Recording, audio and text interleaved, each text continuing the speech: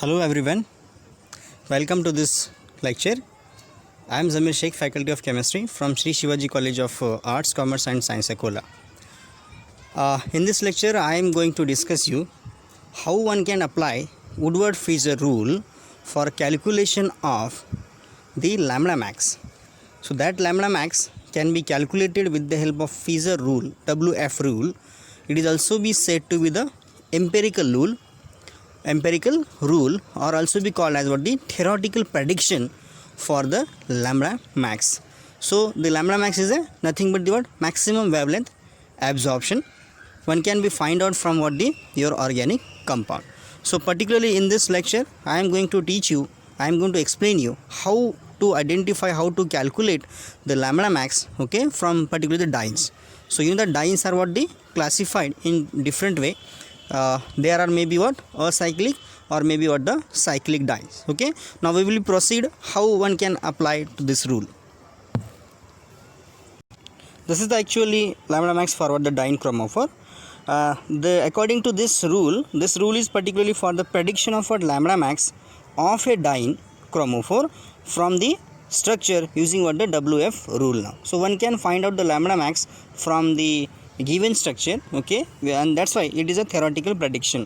So it is also be called as empirical rule, okay, or also called with experience, and the simply said to be what the calculated lambda max. Okay, so this lambda max is maybe of two types. One is of the simple called the calculated, okay, that is lambda calculated from what the WF rule, Woodward-Fisher rule, and lambda observed is nothing but the one which is obtained from the UV spectrum. Okay, now we will see first one. So WF rule for what the dynes are classified in two different way. One is a acyclic and second is a cyclic dyne.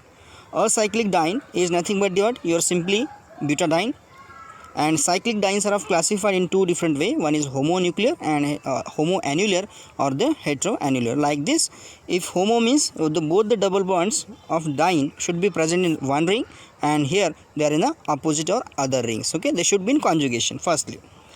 So basic value for what the cyclic dyne is 217. So this is the parent value, that is 217, and for what the homoannular dyne is 253, and for what the heteroannular dyne it is a 214. So these are the basic parent values for a cyclic dyne: 217, heteronuclear dyne 214, and 253 for what the homonuclear dyne. Now we have the add to increments also. So per exocyclic double bond we have to add +5. Alkyl groups or ring residue again +5. Extended in conjugation +30. If your halogen atoms are there, for example chlorine and bromine, so then we have add the +5. If per sulfide group is there Sr, then we have to add what the 30, and if Nr2 group is there, let's add the 60, while for OAC group it becomes a null or 0.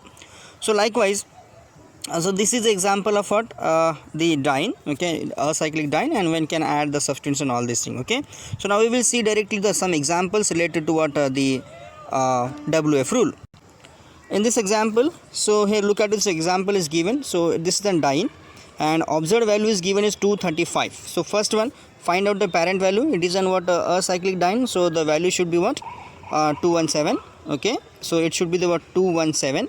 So here the value is what the 217, and you know that what are the alkyl substituents now? Alkyl substituents are nothing but the what a sp3 hybridized alkyl group attached directly toward the unsaturation. That's why. So this one, so that's why there are total this one, this one, this one, and this one. These are the called alkyl substituents. Okay, and each alkyl substituents carry what the 5 increments. That's why so we can just add the 5. So 5 into 4, so this becomes a 20.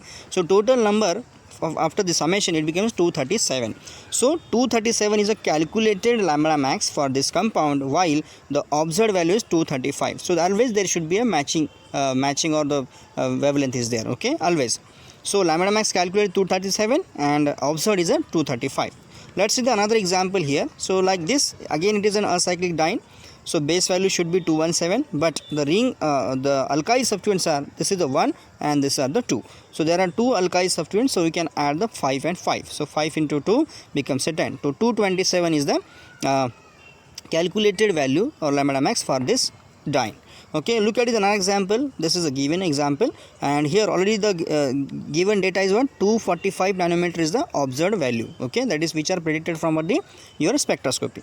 Okay, now this is the dyne or cyclic dyne, and these are acyclic dyne should be what the base value should be 217, and these are nothing but the ring residue.